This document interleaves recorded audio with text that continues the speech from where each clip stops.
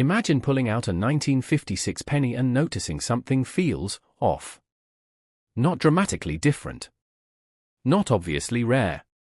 Just a small detail, maybe the curve of a number, maybe the shape of a letter, what you're calling a different hook. That tiny detail is exactly where a lot of beginners either get excited or get misled. So let's clear this up properly, because with a 1956 penny, that different hook usually doesn't mean what people think it means. First, the reality. The 1956 Lincoln wheat penny is a very common coin. Hundreds of millions were made in both Philadelphia, no mint mark, and Denver, D. In normal circulated condition, it's typically worth just a few cents. Even in really nice condition, most examples sell for maybe a few dollars to a few dozen dollars at most. So if something looks slightly different, the big question is it a real variety or just a visual illusion? Now let's talk about what you're likely seeing. When people mention a different hook on a 1956 penny, they're usually referring to one of three things.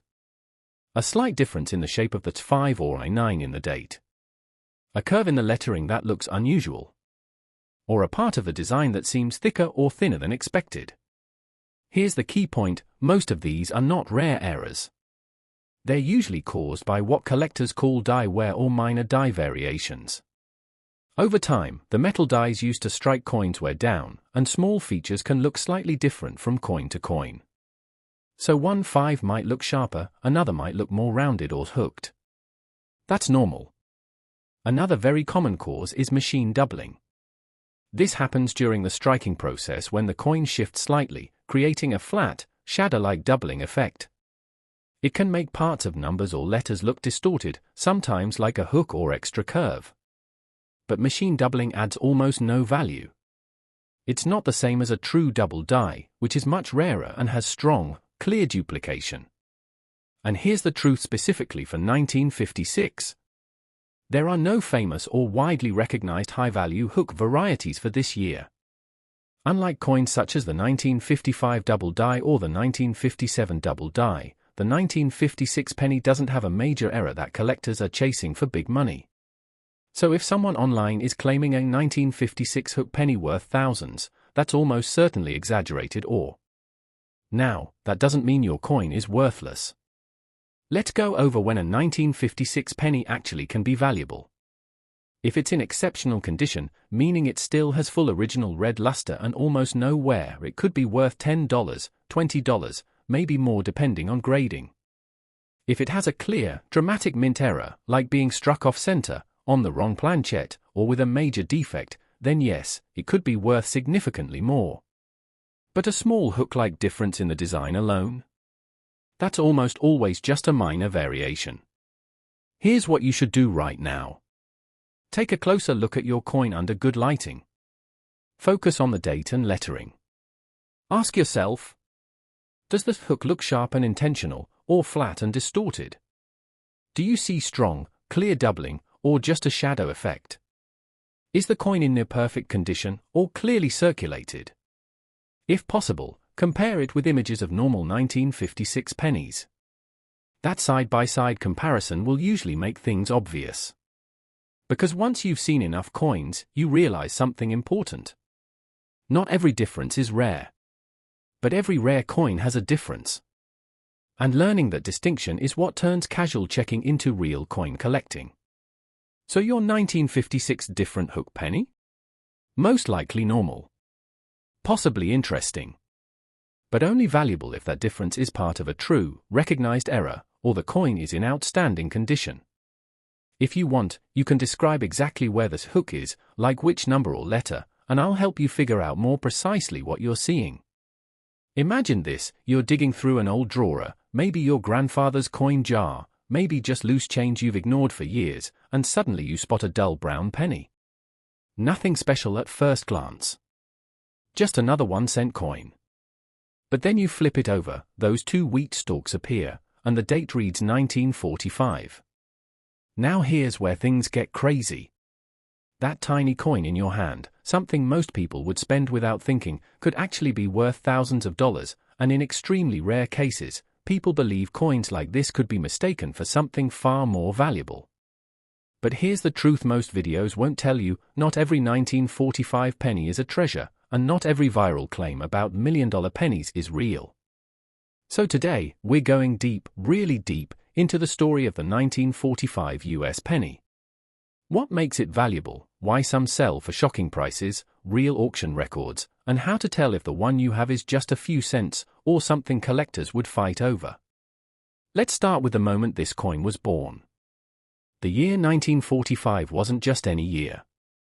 It was the final year of World War II. The world was changing fast. Economies were rebuilding, and even something as small as a penny carried the mark of war. These coins are officially called the Lincoln Wheat Penny, named after Abraham Lincoln on the front and the iconic wheat ears on the back. But what most people don't realize is that by 1945, these pennies were literally made from recycled war materials. Yes, real wartime shell casings. After the famous 1943 steel pennies experiment failed, the US Mint switched back to copper-based coins, but not the original bronze mix. Instead, they used brass recovered from spent ammunition. So when you hold a 1945 penny, you're not just holding money, you're holding a piece of war history. Now here's the twist. Despite that incredible history, the 1945 penny is actually extremely common. More than 1.4 billion of these coins were produced across 3 mints: Philadelphia, Denver, and San Francisco. That's billions. So if you're thinking, wait, how can something so common be worth thousands? That's exactly the right question. Because value in coin collecting isn't about age alone. It's about rarity, condition, and sometimes, pure accident. Let's break that down. If you find a typical 1945 penny in average condition, maybe worn, scratched, circulated, it's probably worth between a few cents and maybe 30 cents. Yes, not even $1. That's the part most viral videos skip. But here's where things start getting interesting.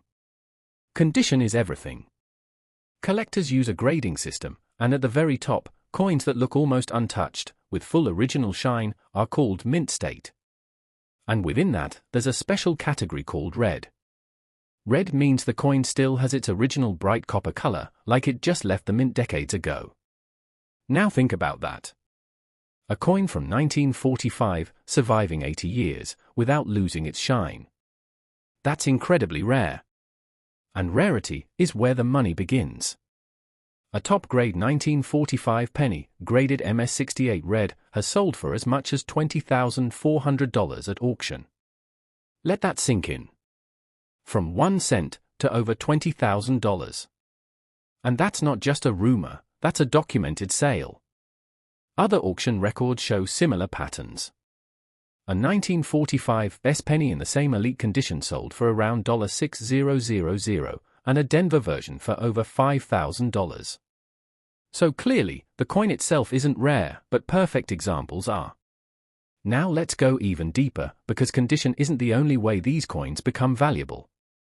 Sometimes, mistakes make money. Mint errors are one of the most fascinating parts of coin collecting. These are coins that were struck incorrectly, maybe off-center, maybe with double text, maybe with missing details. And collectors love them.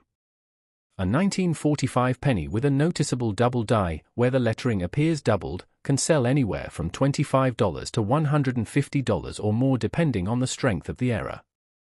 Other errors, like coins struck on the wrong metal or with unusual shapes, can reach into the hundreds. And occasionally, even more. But now we need to address the biggest myth surrounding this coin. You've probably seen titles like 1945 penny worth millions or this coin can make you rich overnight. Here's the reality. There is no verified record of a 1945 penny selling for millions of dollars. None. That million-dollar penny story actually comes from a completely different coin, the 1943 bronze penny, which is one of the rarest coins in US history and has sold for hundreds of thousands, even close to 1 million. So people mix the stories, and suddenly every old penny sounds like a jackpot. But that doesn't mean the 1945 penny isn't valuable. It just means you need to know what to look for. So let's turn this into something practical. Imagine you just found a 1945 penny right now. What should you check? First, the mint mark. Look just below the date. If there's no letter, it's from Philadelphia. If you see a D, it's Denver. An S means San Francisco. While all are common, some mint marks become more valuable in high grades. Second, the color. Does it look bright copper? Or dark brown? That color alone can mean the difference between a few cents and thousands. Third, the condition. Are the details sharp? Can you see Lincoln's hair clearly? Are the wheat lines crisp? If it looks almost untouched, you might have something special. And finally, errors. Check for doubling in the letters, unusual shapes, or anything that looks off. Because sometimes, those mistakes are where the real money hides. Now here's something fascinating from collector communities. Many beginners believe their 1945 penny is valuable just because it's old. But experienced collectors often say the same thing: most are worth only a few cents unless they're in exceptional condition or have clear errors. One collector explained it simply: unless it's mint condition or has an error, it's just a few cents. And that's the honest truth. But don't let that discourage you. Because the thrill isn't just about money, it's about the hunt. Every coin you check is a possibility. Every detail you inspect could reveal something rare. And every once in a while, someone actually finds one. That's why coin collecting has lasted for generations. It's part history, part mystery, and part treasure hunt. And the 1945 penny sits right at the center of that story. A coin born at the end of a world war, made from recycled ammunition, produced in the billions, yet still capable of shocking collectors with its value. So next time you see a penny, don't ignore it. Flip it over. Check the date. Look closely. Because even if it's not worth thousands, it might still be a piece of history sitting quietly in your hand. And who knows? You might be holding the one that everyone else missed. Imagine this: you're going through a jar of old coins, maybe something passed down in your family, maybe just spare change you've been ignoring for years, and you spot a penny dated 1957. At first, it looks completely ordinary. But then you remember something: you've heard that certain 1957 pennies are incredibly valuable. Maybe even worth thousands. So now you're staring at that tiny coin thinking, could this actually be one of them? Here's where things get interesting. The 1957 penny is part of the Lincoln Wheat series, the same iconic design that had been in circulation since 1909. By the time 1957 rolled around, these coins were among the most recognizable pieces of currency in the United States. But unlike earlier wartime coins, 1957 was a time of economic stability. No experimental metals, no emergency minting changes, just standard production. And that's exactly why most 1957 pennies are very common. In fact, over 1 billion of them were minted in Philadelphia alone, plus hundreds of millions more in Denver. That means there are still millions floating around today. So if you're hoping every 1957 penny is valuable, that's not how it works. A typical 1957 penny in circulated condition, worn, scratched, used in everyday transactions, is usually worth only a few cents to maybe 10 or 20 cents at most. Not exactly life-changing. But don't lose interest yet, because this is where the story flips. Some 1957 pennies are among the most famous error coins in US history. And one specific variety has shocked collectors for decades.